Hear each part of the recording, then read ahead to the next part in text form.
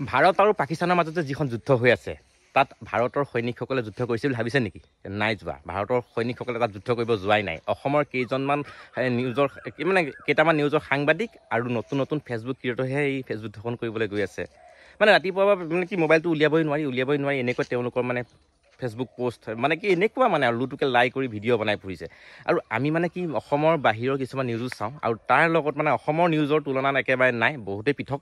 কাৰণ তেওঁলোকে কি কৰিছে, অসমৰ যিসকল নিউজৰ সাংবাদিকে একেবাৰে লুটুকে লাইক কৰি পেলাই মানে আৰু যিবিলাক ফেচবুক ক্ৰিয়েটৰ তেওঁলোকৰ মানে কি ক'ব, তো ফেচবুকটো খোলাৰ লগে লগে তেওঁলোকে দেখা পোৱা যায়। আৰু ইমানেই তেওঁলোকৰ ভিডিঅ' তেওঁলোকে যিখিনি তথ্য দিয়ে মানে একে তথ্যখিনি হিন্দী মানে কি অসমৰ বাহিৰৰ যিসকল মানে সাংবাদিকৰ নিউজ তেওঁলোকৰ লগত একেবাৰে নিমিলে। তো মানে একেবাৰে মানে বুজাব ন, আপোনালোকে হয়তো চাগে চাই নিজেই গম পাই আছে।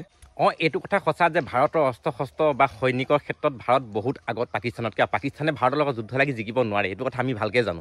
কিন্তু এইটো নহয় যে ভাৰতে মাৰি থাকিব বা পাকিস্তানে চাই থাকিব, কাৰণ পাকিস্তানো এটেক কৰি আছে। কাৰণ পাকিস্তানৰ এটেকত আজি চাওক ৰেগুলাৰ নিউজত পায়ে আছোঁ যে ইজনৰ পিছত সিজন সৈন্য ভাৰতৰ ঢুকাই আছে, শ্বহীদ হৈ আছে। তো আমাৰ দেশ মাতৃ হকে তেওঁলোকে যুঁজিবলৈ গৈ তেওঁলোকে শ্বহীদ হ'বলগীয়া হৈছে। তো এইটো আমাৰ কাৰণে এটা বেয়া খবৰ। তো আমি ইয়াক লৈ কি কৰিছোঁ, আমি গৰ্ব কৰিছোঁ, ফেচবুকত পোষ্ট দিছোঁ আৰু এটাকে মানে আমি গৰ্ব কৰিছোঁ। কিন্তু তেনেকৈ নহয়। তো আমি অন্তৰৰ পৰা ভগৱানৰ ওচৰত প্ৰাৰ্থনা কৰিব লাগে আমাৰ দেশখন বচাবৰ কাৰণে। আমি দেশখনে যাতে আমি সেই সন্ত্ৰাসবাদী পোহপাল দিয়া দেশখনক মানে আমাৰ একেবাৰে পৃথিৱীৰ মানচিত্ৰৰ পৰা তেওঁলোকক একেবাৰে আদায় কৰি দিব লাগে, মানে একেবাৰে নাশ কৰি দিব লাগে। তো আমি সেইখিনি চিন্তা কৰিব লাগে। কিন্তু কি কৰিছোঁ, আমি ফেচবুকে দি আমি যুদ্ধ কৰিবলৈ গৈ আছোঁ। নতুন নতুন ক্ৰিয়েটৰবিলাকেই হওক বা আমাৰ অসমৰ কেইজনমান সাংবাদিকে তো কি কৰিছে, ফেচবুকেদি যুদ্ধ কৰি আছে। যিখন যুদ্ধ কাশ্মীৰত হৈ আছে আমাৰ অসমলৈকে প্ৰভাৱটো পৰা নাই, আমি সেইকাৰণে আমি বুজি পোৱা নাই। কিন্তু যিসকলে কাশ্মীৰত আছে বা বৰ্ডাৰে যিসকল সৈনিক আছে তেওঁলোকে বুজিব পাৰিছে যে পাকিস্তানে এটেক কৰিছে নে নাই। পাকিস্তানে এটেক কৰি আছে, ভাৰতে যিমানে কৰিছে পাকিস্তানে এটেক কৰি আছে। কিন্তু পাকিস্তানৰ যিবিলাক নিউজৰ সাংবাদিক তেওঁলোকে কথাবিলাক লুকুৱাই ৰাখিছে।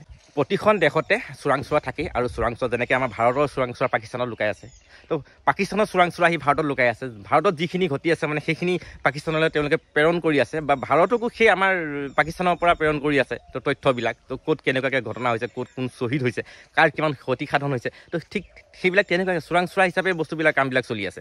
কিন্তু ইয়ালৈ ফেচবুকলৈ কাৰোবাক পঠাই দিয়া নাই, তোমালোকে এইটো ভিডিঅ' বনাই আমুকত গুলিয়াই মাৰি দিছে। তো নিউজবিলাকলৈ পঠাই দিয়া নাই এনেকৈ আমুকক গুলিয়াই মাৰি দিছে, বা তেওঁলোকে তাত ভিডিঅ' বনাবলৈও যোৱা নাছিলে। সেই সাংবাদিকসকল যুদ্ধৰ জেগাত তেওঁলোক নাছিলে, বা ফেচবুক ক্ৰিয়েটৰবিলাকে সেই যুদ্ধ জেগালৈ যোৱা নাই।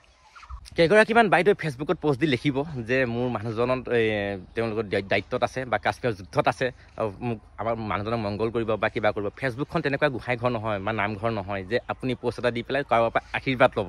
তো আপুনি আশীৰ্বাদ ল'বলৈ সেই মানুহজনক আপুনি মংগলৰ হকে আপুনি আশীৰ্বাদ ল'বলৈ নামঘৰ যাওক বা আপোনাৰ গোঁসাই ঘৰত আপুনি সেৱা ভাগ লওক। কেইগৰাকীমান অসমৰ ফৌজী সৈনিকক দেখিছোঁ তেওঁলোকে কি কৰিছে, এই বৰ্ডাৰ যুদ্ধ লগা ভিডিঅ' কিছুমান তেওঁলোকে পোষ্ট কৰি আছে, গুলিয়াগুলি লগা ভিডিঅ' কিছুমান পোষ্ট কৰি আছে। মই এনেকৈ ভাবিছোঁ তেওঁলোকৰ স্বামীসকল যে সেই বৰ্ডাৰলৈ গৈছে গুলিয়াগুলি লাগিব যোৱা নাই, তেওঁলোকলৈ ভিডিঅ' প্ৰস্তুত কৰিবলৈ গৈছে নেকি, মানে মোৰ মনটো তেনেকৈ কৈ আছে মানে।